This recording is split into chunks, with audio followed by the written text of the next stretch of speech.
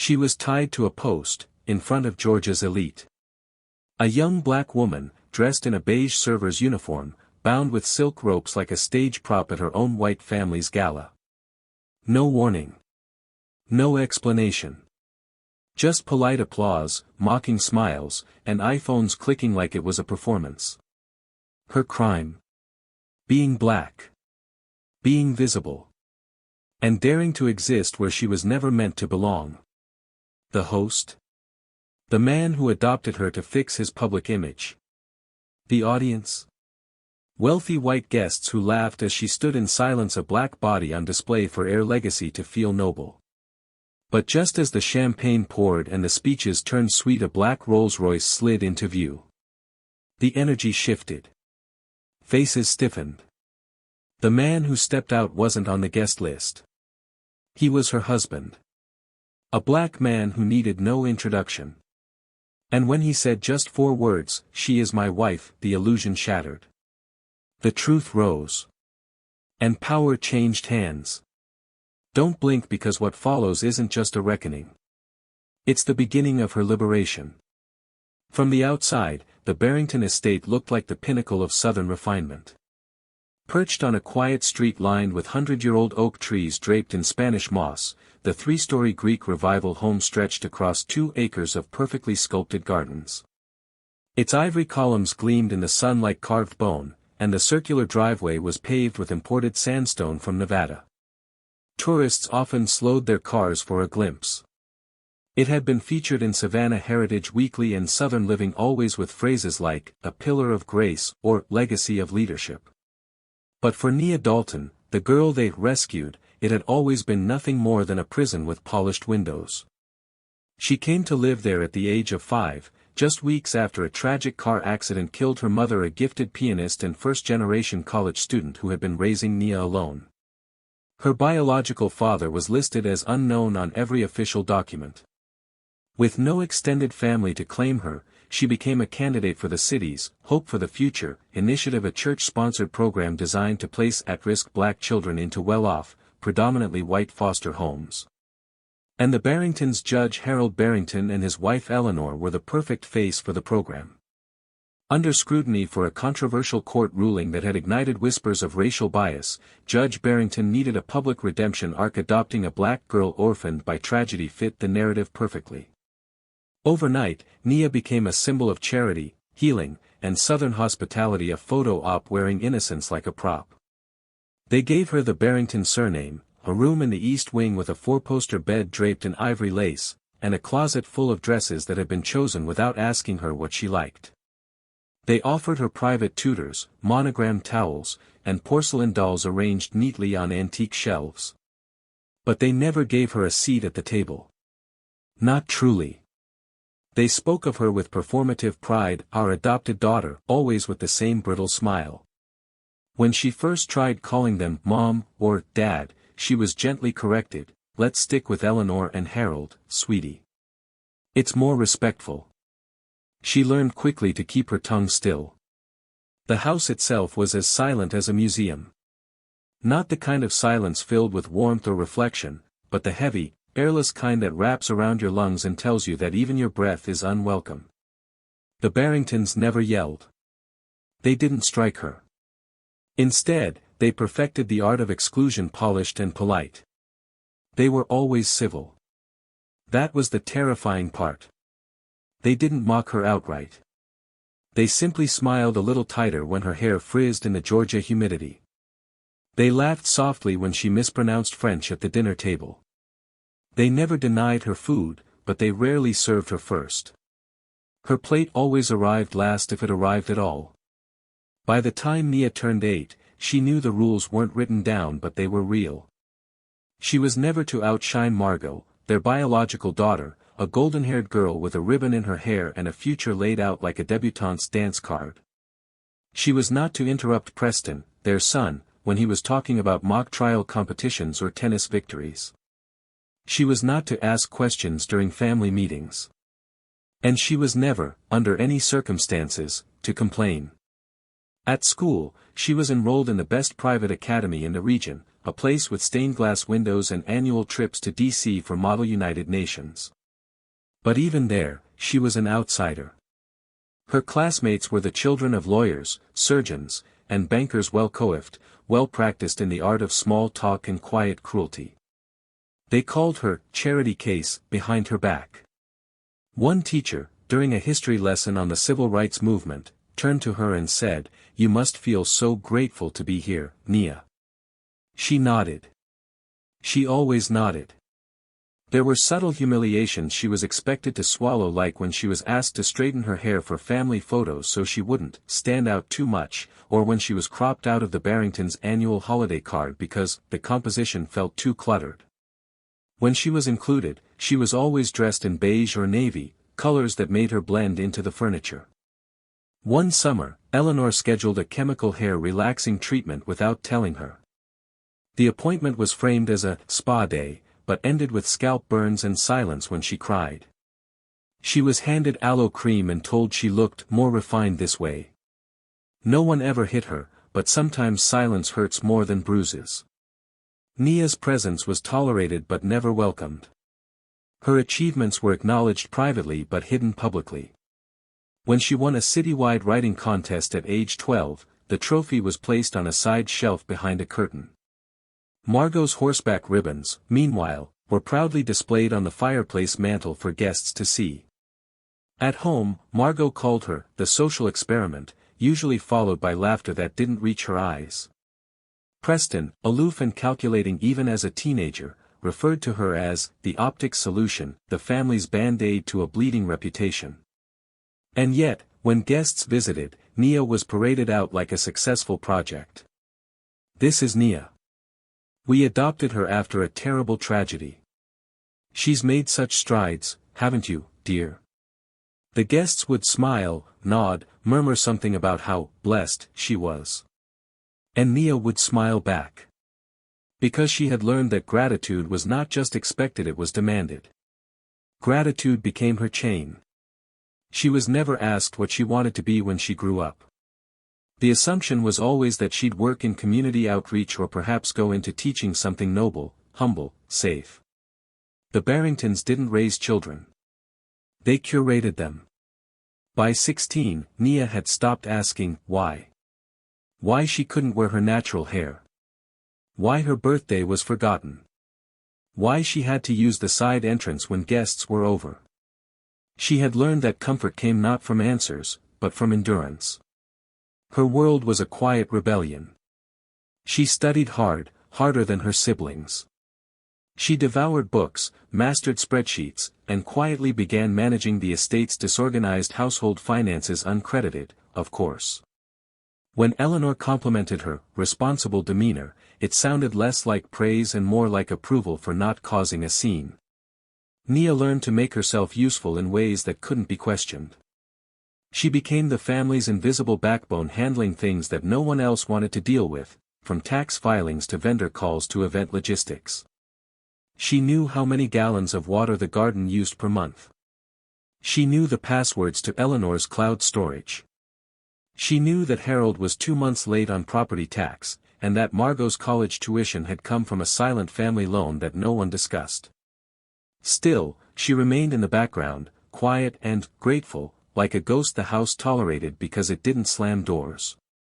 And perhaps that's what hurt the most, not being hated, but being politely, permanently overlooked. By the time Nia turned 17, she had mastered the art of invisibility. Not the literal kind, but the type born from necessity, the ability to fold herself into the background of every room, every conversation, every family portrait. She walked without noise, spoke without assertiveness, and never, ever corrected anyone who mispronounced her name. Even Barrington didn't feel like hers. It hung around her like a borrowed garment, stiff, formal, and never quite tailored to fit. She had once asked if she could hyphenate her last name Dalton Barrington, a nod to her mother's legacy. Harold didn't even look up from his newspaper. "That would be confusing," he said flatly. "You're part of this family now. Don't complicate things." That was the unspoken rule of the Barrington household, don't complicate things. And Nia? She had become very good at keeping things simple. She never spoke about her mother, not in the house, not at school, not to the few friends she was permitted to invite over once a semester. Eleanor once found an old photo tucked into Nia's school folder, her mother at a piano recital, mid-laugh, eyes bright, and removed it without a word. Later, Nia found the picture torn in half in the kitchen trash, buried under eggshells and coffee grounds. The message was clear: the past doesn't belong here. Margot, now a rising junior at Emory, visited less and less but still found time to remind Nia of her place.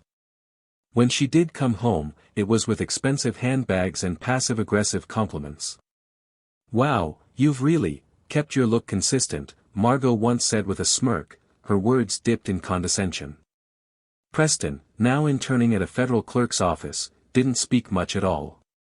When he did, it was usually to ask if Nia had seen his missing cufflinks or to suggest she help review one of his internship applications because she was weirdly good at grammar.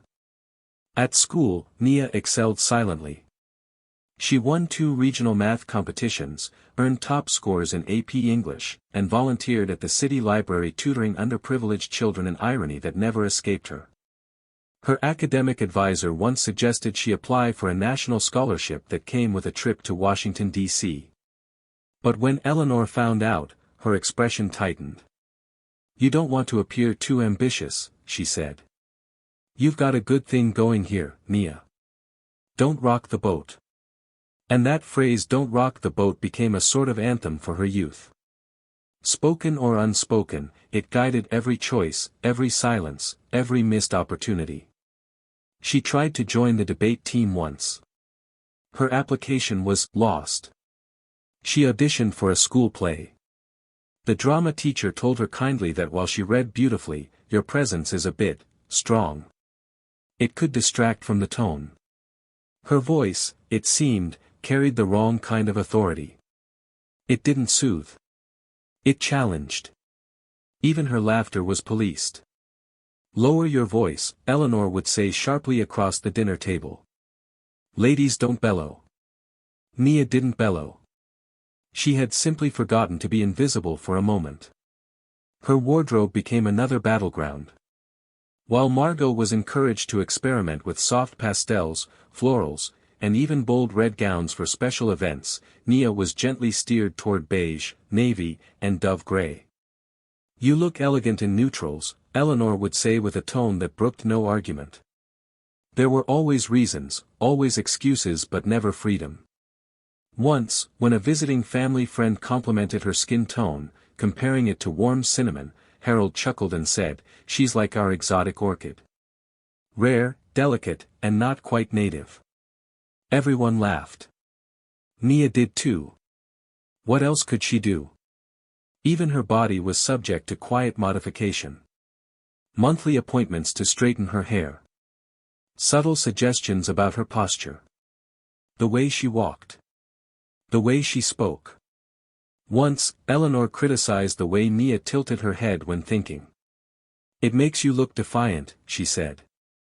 "No one likes a woman who looks like she's arguing, even when she's not." So Nia stopped tilting her head. She stopped asking for things. She stopped expecting birthdays to be remembered, report cards to be praised, or conversations to be anything more than polite transactions. What she couldn't silence, she folded into writing. At night, under the covers, she scribbled in composition notebooks she kept hidden in a shoebox in her closet. Pages upon pages filled with short stories, imagined conversations with her mother, and lists with titles like, "Things I'd Say If They Actually Saw Me," "Places I'll Go When I'm Free," "What I Wish My Name Meant." Writing became her oxygen. It was the only place her voice didn't need permission. But even there, in her private world, she felt a tinge of guilt for existing too boldly. The only adult who seemed to see her was Mrs. Calloway, her AP literature teacher. An older black woman with silver locks and eyes that didn't flinch at truth. She once held Nia after class and said quietly, "You carry yourself like someone who's not allowed to breathe too deeply." Nia didn't respond. "You don't have to shrink to make others feel tall," she added. "You know that, right?" Nia nodded, but she didn't believe it. Not yet. Because by then, she had learned something else, too, something more dangerous than silence, obedience. The kind that comes from fear dressed as gratitude. The kind that wraps around you like safety but tightens like a noose. Even her school ID badge felt like a label, Nia Barrington. Printed in bold, serif font neither chosen nor earned. Sometimes she'd look at it and whisper under her breath, "That's not my name." But no one heard. And if they did, they didn't listen. Nia first met Morgan Hale on a sweltering June afternoon at a tech innovation summit in Atlanta. She hadn't planned to attend. She had nearly deleted the registration email 3 times before finally convincing herself it was worth a weekend away from Savannah. After all, she wasn't anyone's assistant anymore. She was a recent graduate from Georgia State, with a degree in economics and a minor in nonprofit development. She had earned it on her own through scholarships, night classes, and work-study hours that left her too exhausted to celebrate. The summit was packed with sleek, smiling professionals in tailored blazers, exchanging LinkedIn handles and startup pitches like currency. Nia felt instantly out of place. Her business cards were homemade, printed on cream cardstock she had cut by hand the night before. Her shoes pinched. Her curls, pulled into a neat bun, were beginning to frizz in the Georgia heat. She ducked into the lounge area beside the conference hall, just looking for water or a moment of quiet. That's when she noticed him standing alone by the coffee station, his tie loosened, sleeves rolled to the forearm, expression somewhere between exhausted and unimpressed. He didn't look like the other tech brothers. There was no forced charm, no over-rehearsed pitch in his body language. Just stillness. Focus. Quiet intensity. Their eyes met briefly. And like most turning points in Nia's life, it didn't come with fireworks. Just a mutual nod. Recognition. A shared sense of "I don't quite belong here either." "You look like you hate this place," he said, pouring black coffee into a paper cup. "I do," she replied, deadpan. "But I heard the Wi-Fi was free." That made him smile. They ended up talking for 20 minutes. Then an hour. Then skipping 2 panels altogether, sitting outside under a shaded pavilion while a jazz quartet played nearby. His name was Morgan Hale, founder of a fledgling data platform designed to help underfunded black-owned businesses find microgrants and resources. No venture capitalists would touch it. Not because it didn't work but because it wasn't flashy. "It's not disruptive enough," he said. Translation: it doesn't make rich people richer. Nia laughed. Not politely. Genuinely. For once. She told him about the nonprofit she dreamed of, building an organization that would take unused donor dollars and reroute them through anonymized support accounts directly into underserved neighborhoods. No red tape. No middlemen. Just impact. Morgan leaned forward. "You sound like you've thought about this a lot." "I had time," she said. "I was raised in a house where I wasn't allowed to speak unless I had a spreadsheet to back it up." There was no pity in his face. Just understanding. That night, they exchanged emails. Then calls. Then weekends spent bouncing between Atlanta and Savannah. Their bond wasn't born out of urgency. It was a slow burn, kindled by respect and quiet recognition. He never asked her to shrink. He didn't flinch when she was passionate or sarcastic or overwhelmed. When she ranted about institutional gatekeeping, he nodded. When she admitted she still didn't know what being loved unconditionally looked like, he listened. He didn't call her strong like it was a compliment for surviving. He called her brilliant. The first time she let him into her tiny studio apartment, bare walls, one bookshelf, a mattress on the floor, he didn't comment on the space. He commented on the handwritten quotes taped to the fridge. One of them read, "I am not a guest in my own life." He read it twice. "That one yours?" Nia nodded. "Kind of. Then it's going on a wall one day." A big wall. Painted in bold. They kissed for the first time that night. Their relationship wasn't public. Not at first. Nia kept it close to her chest, like a secret she didn't want the world to tarnish. She knew exactly what her adoptive family would say if they knew. Not because Morgan was poor, he wasn't. Not because he was loud, he wasn't. But because he was black. Successful. Independent. And, worst of all in the Barringtons' eyes, unimpressed by their legacy. He'd never fit in, Eleanor would have said, stirring her tea. You'll ruin your chances at upward mobility, Harold would have warned. So they didn't tell them. They didn't invite them to the wedding. Because yes, they got married. Quietly, on a crisp October morning in Seattle, in a small community garden filled with marigolds and orange leaves. The ceremony lasted 15 minutes. Nia wore a $120 dress from an online boutique. Morgan wore a navy wool suit he'd owned since grad school. The officiant was a friend from Nia's nonprofit fellowship. Their vows were short and true. Afterward, they ate tamales and drank lemonade with 20 close friends. There were no speeches, no photographers, no drama. Just joy. For the first time, Nia felt like she was building something for herself, not to prove anything, not to redeem anyone, but because she was worthy of building. Back in Savannah, the Barringtons never asked where she had gone. Or why she came back with a ring. Eleanor noticed, of course, but didn't comment. Harold just said, "You've been traveling too much. You're not as present as you used to be." Nia didn't respond. She had stopped explaining herself to people who never really asked to understand. But the truth was, they needed her now more than ever. The Barrington estate, that alabaster symbol of old money pride, was rotting from the inside out. Preston had taken a risky business loan. Margot's digital wellness brand Lumina Essence was flopping hard. The foundation's accounts were tangled, misfiled, and borderline fraudulent. Nia knew because she'd seen the numbers. She could have let it fall. She could have stood back and watched the marble columns crack and the magnolia garden overgrow. But she didn't. She paid the tax liens. She bailed Preston out anonymously through a legal advocacy group. She refinanced the house under a third-party LLC that listed no public owners. She saved their legacy. Quietly. Invisibly. Not for love. Not for closure.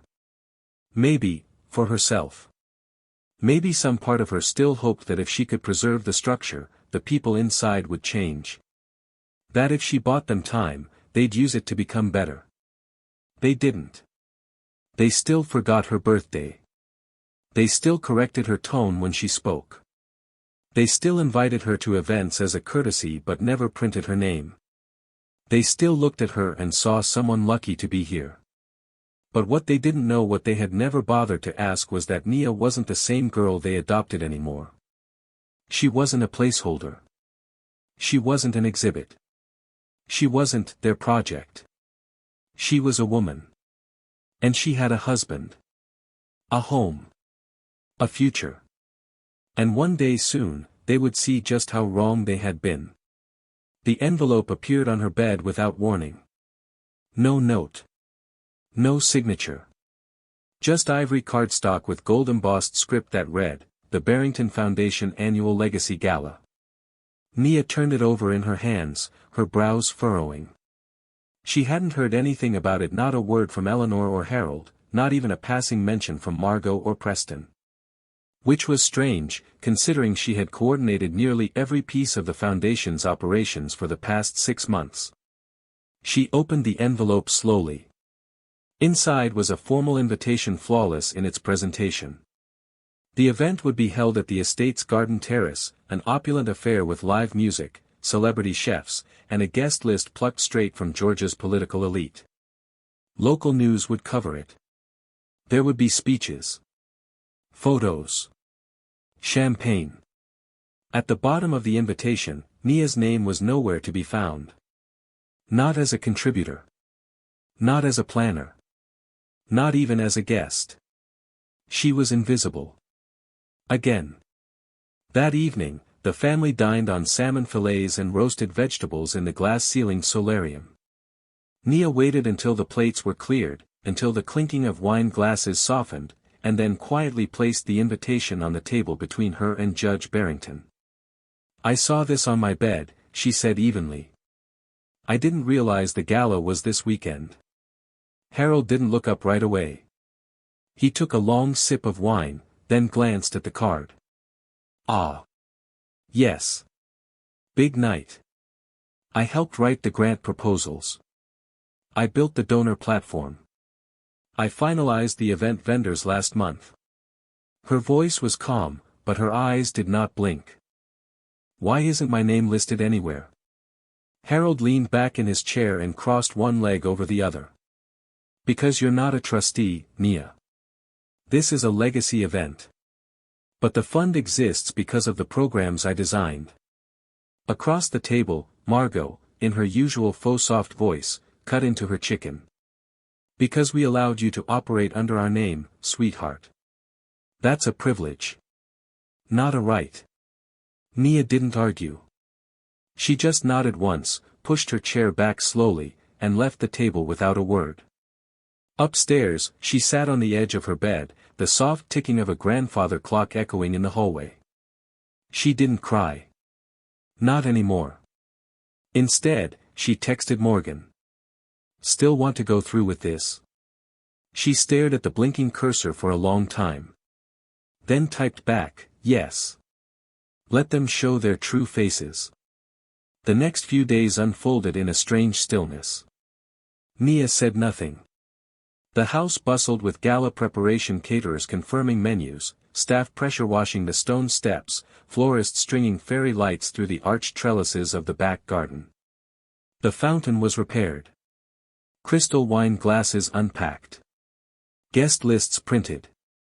No one asked Nia for input. They assumed her silence meant obedience. On Friday morning, she found a folded piece of linen cloth on the hallway sideboard. Her name wasn't on it, but she understood immediately what it was. A server's uniform. Not a gown. Not a name badge. Just a beige, shapeless outfit with a white apron and a thin sash to tie around her waist. No instructions. No explanation. Just assumption. She didn't argue. She didn't throw it away. She folded it neatly and took it back to her room. Morgan booked a flight. The morning of the gala arrived suffocatingly hot, the kind of heat that sticks to your skin before you even leave the house. Nia rose early not because she had things to do, but because she hadn't slept at all. She sat by the window, still in her uniform, watching the sky shift from indigo to gold. Downstairs, the estate vibrated with movement staff setting tables, testing microphones, adjusting lighting. White tents lined the property edges. Classical string instruments rehearsed softly by the fountain. Trays of hors d'oeuvres were laid out like offerings. By early afternoon, the guests began to arrive. Sleek black cars pulled into the circular drive, each door opened by valet in crisp gloves. Women in silk dresses. Men in linen suits. Voices rose in elegant laughter. Air kisses. Cocktail rings. Perfume. Nia stood behind the wine service table at Station 4, rear patio just as the kitchen chart had assigned her. No one greeted her.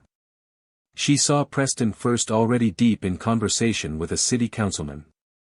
He laughed a little too loudly, gesturing with a wine flute as if he'd been born holding one. Margot floated through the crowd like a queen, wearing a champagne-colored gown and a pearl-studded headband. She smiled with the precision of a woman who'd practiced it in the mirror. Harold and Eleanor stood near the garden entrance, posing for a photographer. The judge wore a pale seersucker suit, his lapel adorned with a vintage pin bearing the foundation's crest. Eleanor's dress was powder blue. Her diamonds caught the sunlight with every fake laugh. From the stage, speeches echoed across the lawn. Words like philanthropy, community impact, and legacy of excellence. Not once did they mention Nia. She moved between tables quietly, refilling glasses. One man smiled at her and said, "Didn't expect the help to look so exotic tonight." She smiled back. Numb. Practiced. Invisible. Near sunset, someone dropped a wine glass. It shattered across the stone. Nia knelt instinctively to gather the shards. Before she could rise, Margot's voice cut through the air, sugary and sharp. "Oh, don't worry. She's used to cleaning up after others." A small ripple of laughter followed. Not loud. Not bold. But sharp enough to slice skin. Nia stood slowly, a sliver of glass cutting into her palm. Blood bloomed silently. She didn't flinch. She turned and walked toward the catering tent, her heels crunching on the gravel. Inside, she rinsed the wound under cold water. Wrapped it in a paper towel. Breathed. She thought that would be the worst of it. She was wrong. Minutes later, Harold's voice rose across the garden, amplified by the microphone. "Ladies and gentlemen, we'd like to offer a moment of reflection, something symbolic to honor the legacy we all share." Nia froze. She heard her name. A smile in his voice. "Nia, dear, come forward." She didn't move. Two assistants, young, obedient, unknowing, approached her gently. "It'll just take a second," one of them said. They guided her toward the platform by the fountain. There stood a decorative wooden column, part of a faux historic installation meant to reflect Southern roots. It was a prop harmless in design. Until now. Silk rope hung at its base. Nia's hands were bound around the column in front of the crowd. She didn't fight. She didn't cry. She stood there, wrists tied, arms bare, face still. The crowd chuckled, unsure. Cameras were raised. Someone whispered, "Is this a performance?" Margot sipped champagne. Preston checked his phone. Harold raised his glass. "To honor where we've come from and how far we've come," he said. Laughter flickered. It was a joke to them. But not to Nia. To her, it was the most honest thing they had ever done. Because this performance was who they were. This was how they saw her. Always had. And as the laughter rose, and the photos clicked, a quiet sound emerged from beyond the garden gates. An engine. Smooth. Controlled.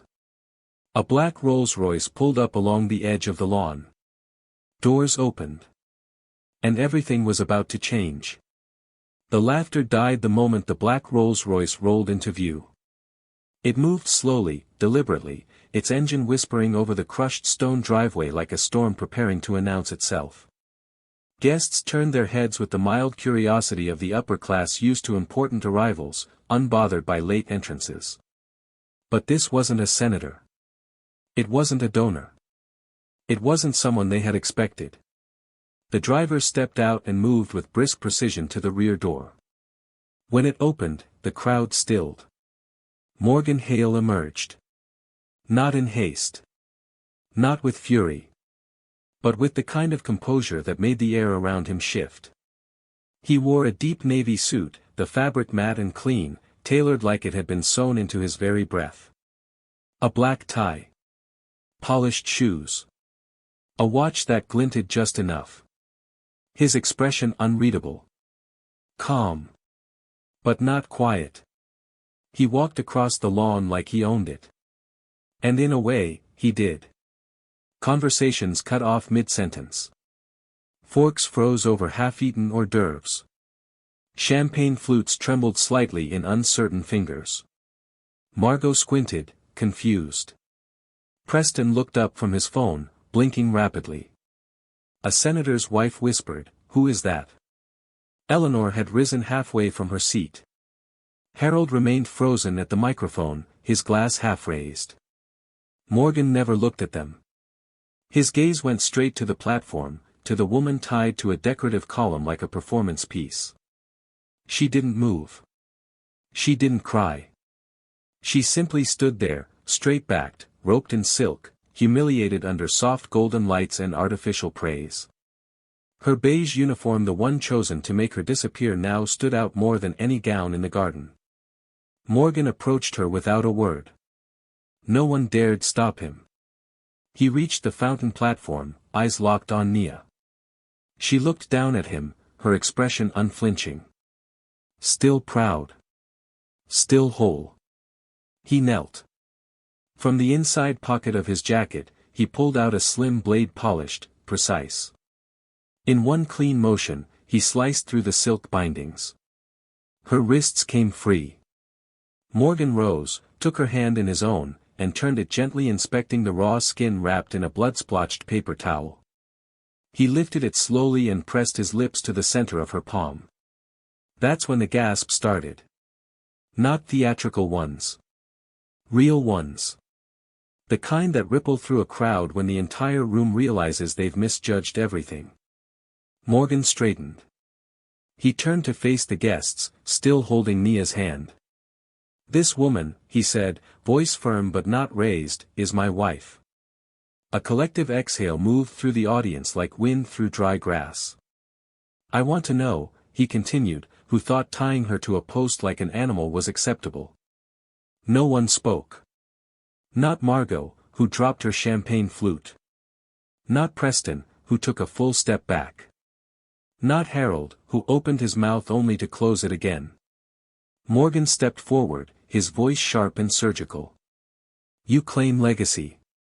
You claim charity.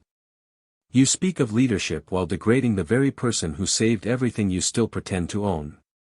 He pulled a folded document from his breast pocket. 3 months ago, this estate entered default. Unpaid taxes. Missed mortgage deadlines. Desperate phone calls to old friends who stopped picking up. He turned to Harold. Every one of those calls, every unpaid invoice, was silently answered. By her. He lifted the paper high enough for all to see. "The deed was transferred to a private LLC, one I created at her request." Harold's lips moved. No words came. Eleanor was already reaching for the paper, scanning it with trembling fingers. "She sold her car," Morgan said, "emptied her emergency savings, cashed out part of her future just to keep this house standing. And still, you treat her like a servant." He handed the deed directly to Harold. "You signed this. 2 witnesses. Notarized. You don't own this property anymore." Silence rippled like thunder. A man near the front row coughed. A woman looked down at her heels. Morgan turned back to the crowd. "You didn't raise a problem," he said. "You raised a woman. A woman who carried this family when your legacy couldn't pay its own bills. A woman who kept your lights on, your name clean, your affairs intact." His voice never cracked. "And today, you paraded her like a prop in front of your guests." Morgan turned to Nia. "You okay?" he asked quietly. She nodded. Then she did something that stunned everyone. She stepped forward. She didn't raise her voice. She didn't scream or accuse. But when she spoke, everyone leaned in. "You taught me to pose," she said, looking directly at Harold. "Now watch me stand." Margot winced. Preston's jaw tightened. Eleanor reached for a chair and missed. Nia stepped off the platform, onto the lawn. Morgan followed. Behind them, the crowd was unraveling, people whispering, shifting, uncertain of whether to stay or go. "You have 15 minutes, Morgan said to the Barringtons, his voice still calm, still unshakable. "Gather your things. And leave this property." Harold laughed, but it broke halfway through. "Leave?" Morgan didn't blink. "You're guests now. And your time's up." The staff, once background figures, had all stopped working. One of them slowly set a silver tray down on a table. Another removed her earpiece and crossed her arms. The old walls of the Barrington estate, once so pristine, now felt smaller. Tighter. Fragile. Margot's makeup was beginning to melt. Preston was already scrolling through his phone, as if trying to find an escape route. Eleanor straightened her spine, trying to reclaim decorum. You tricked us. No, Nia replied, her voice steady. I saved you. You just didn't recognize the lifeline when it didn't look like you. She reached into her apron pocket and pulled out something small, a gold key. She held it up. This was my mother's, she said. It used to open a music box. The one you threw out. Morgan looked at her, silent. I've spent most of my life trying to earn a seat at a table that was never set for me, she said. But I don't need that seat anymore. I built my own house. She turned toward the guests, many of whom were still holding their glasses mid-air. You all clapped when they spoke of charity. Of legacy. But legacy without love is just performance. No one dared move. Not even when Nia and Morgan walked side by side down the garden steps, past the shocked crowd, past the fountain where she'd been tied, past the judge who now looked 10 years older, past the gates that once imprisoned her.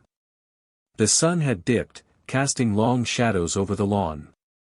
And as they stepped into the Rolls-Royce, the gates of the Barrington estate clicked shut behind them with a finality that felt biblical. Not vengeful. Not cruel. Just inevitable. Morgan didn't speak as the Rolls-Royce pulled away from the circular drive. Nia sat beside him, her hand resting in his, her fingers still tinged with the faint sting of rope burns and dried blood. But she didn't flinch. Not anymore. Back at the house, her house, no one followed. No calls. No apologies. Not that she expected any. The estate had fallen quiet again, but it was no longer the kind of silence that punished her. It was the kind that belonged to her now. For the first time in her life, the halls didn't echo with judgment or forced civility. The silence felt clean. Expansive. Like breathing in after a thunderstorm. She stood in the entryway, looking up at the chandelier that had once loomed over family dinners where she was told to sit up straight, use a softer tone, be grateful. She didn't tear it down. She just turned off the light. In the dining room, leftover glasses still sat half full. Folded linen napkins perched on porcelain plates like artifacts of a theater production that had abruptly lost its audience. She walked to the fireplace mantel and picked up one of the framed photographs. The Barrington family portrait. Margot in pastels. Preston in a tailored blazer. Eleanor's pearls.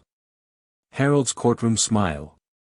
And there, on the far edge of the frame, stood Nia, slightly off-center, slightly too formal, her smile forced, her posture perfect. She stared at the photo for a long moment. Then turned it face down and placed it quietly on the table. I'm done playing a role in someone else's script, she murmured. Morgan entered from the garden, his tie loosened, shirt sleeves rolled. You okay? He asked gently. She nodded. For the first time, I think. I am. They didn't talk much that night. They didn't need to. They ate leftover pasta on the patio. Drank water from mason jars. Sat beneath string lights that flickered in the twilight breeze. At one point, Morgan reached into his pocket and handed her a key. I bought us something, he said, a hint of amusement in his voice. She raised an eyebrow. Please tell me it's not another estate. He laughed. A cabin.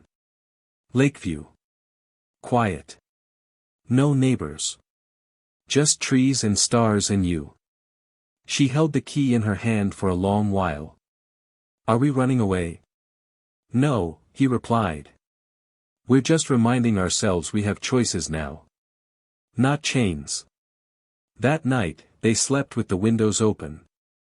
Nia lay on top of the sheets, breathing in the scent of freshly cut grass and distant pine.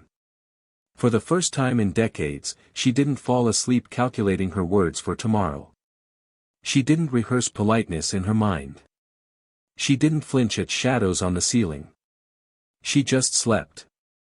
The following week, they began cleaning out the house. But not in anger. Not in haste. In clarity. They boxed up Harold's law books and Eleanor's vintage china. Folded Margot's branded scarves and Preston's debate medals into storage bins. They didn't destroy anything. They simply moved on.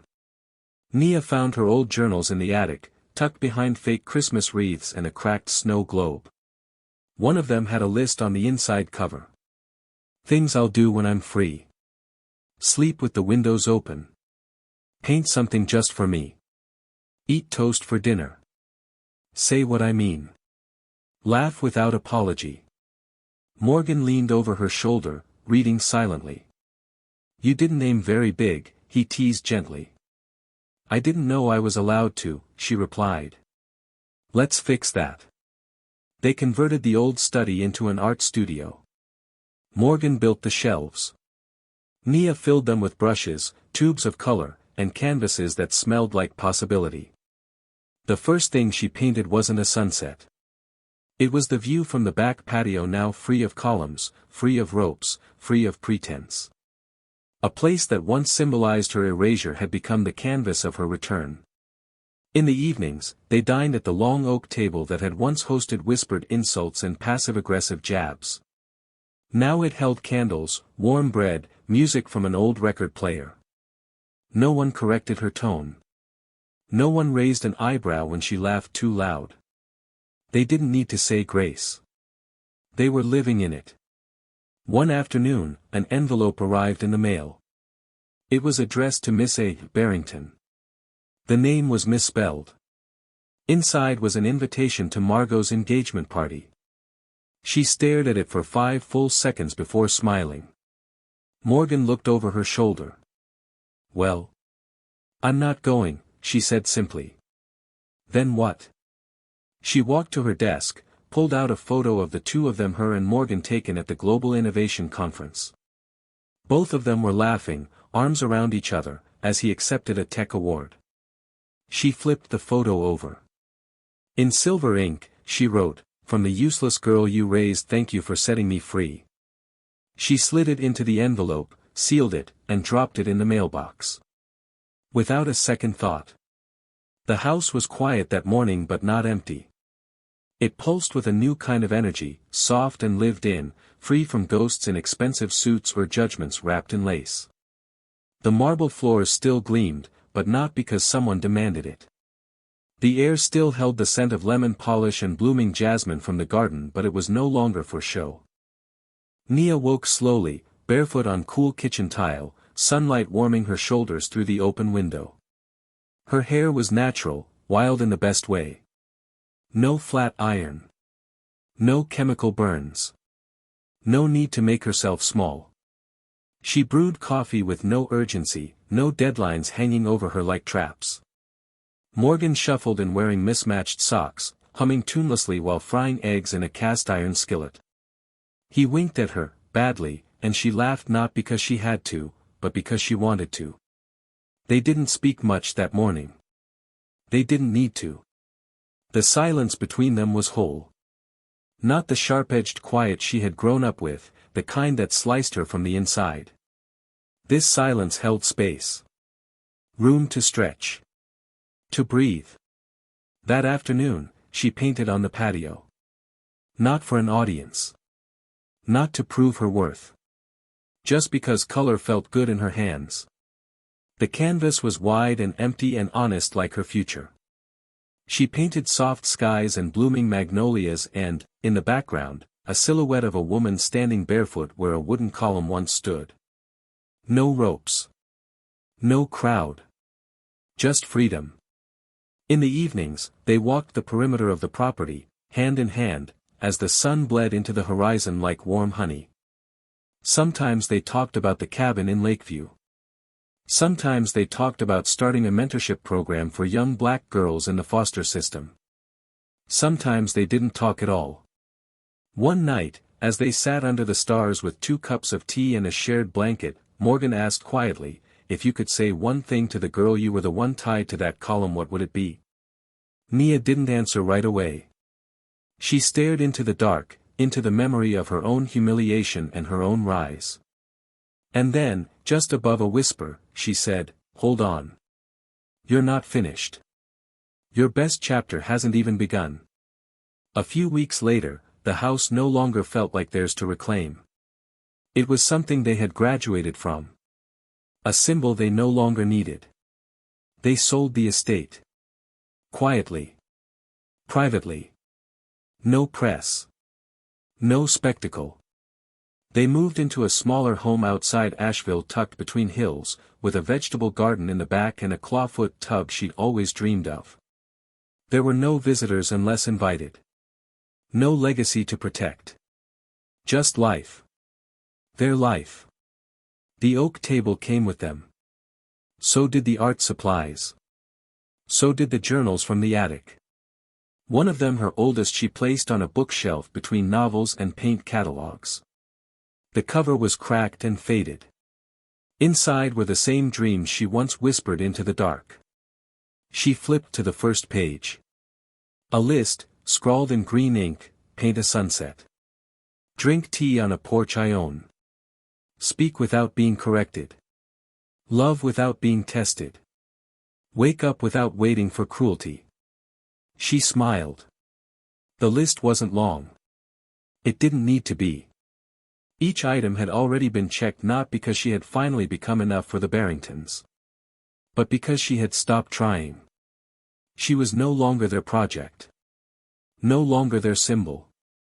No longer their apology in human form. She was Nia. Fully. Finally. Unapologetically. And in this life, the one she built with her own hands, she belonged. Not as a guest. Not as a grateful footnote. But as the author of her own story. In a world that often tries to define us by the boxes we check, the color of our skin, or the families we come from, she rewrote her story. Not with rage, but with dignity. Not to prove her worth, but to reclaim it. And maybe the most powerful act of all, was walking away in silence, knowing she never had to explain herself again. If this story moved you, inspired you, or reminded you of your own quiet strength, don't forget to subscribe for more. Tell us in the comments, where are you watching from, and what moment hit you the hardest? Thank you for watching. And remember, your voice matters. Your story matters. And sometimes, the greatest revenge, is becoming everything they said you never could be.